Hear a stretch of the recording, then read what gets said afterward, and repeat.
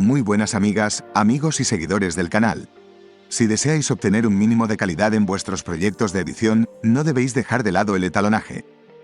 Es como se denomina a la corrección de color, a veces muy necesaria, para equilibrar las diferentes escenas y que se armonice en todo el vídeo. Desde luego CapCut no es la herramienta perfecta para llevar a cabo esa tarea, pero sí tiene los suficientes recursos para que podamos hacer un trabajo decente. Pero vayamos a la cuestión. Nos podemos encontrar con diferentes tomas para un mismo vídeo, en las que unas tengan colores más pálidos y otras excesivamente brillantes. O queremos darle un ambiente más tenebroso a nuestra narración, que es lo que suelen hacer en el cine. Pues para eso hacemos la corrección de color. Veamos cómo hacerlo. En este ejemplo de escena de nieve, quizá los colores están algo lavados.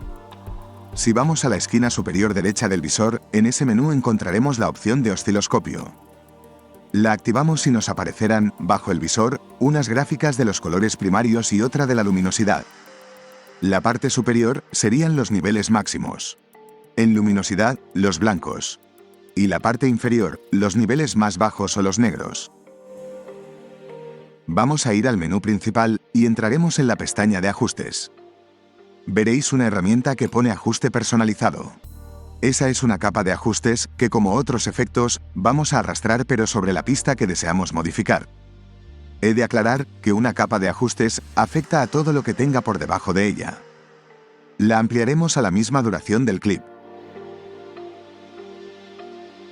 En la ventana derecha, donde suelen salir las propiedades, podemos ver que nos permite trabajar con círculos cromáticos, con curvas, con HSL o de manera básica. Comenzaremos por trabajar con las opciones básicas y, nuestro primer paso, será el de ajustar las luces a lo que deseemos. Esta, al ser una escena de nieve, suelen tener las luces muy altas, por lo que bajamos iluminación y brillo. Para que no se vea más lavada la imagen, le subiremos un poco el contraste y también podemos jugar con las sombras.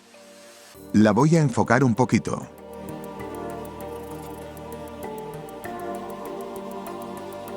Si nos fijamos en la parte izquierda, veréis el botón de LUTs. CapCut también admite LUTs y ahora instalaremos unos cuantos que os dejaré de regalo en la descripción del vídeo. Le damos y se nos abre el explorador.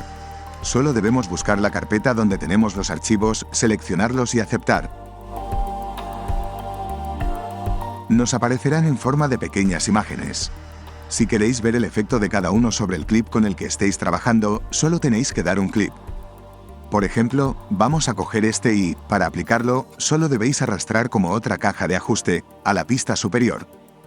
De esta manera, si tuvieseis varios clips de para ajustar, con solo alargar la duración del LUT para que cubra todos los clips, estos se verán afectados por esta corrección de color.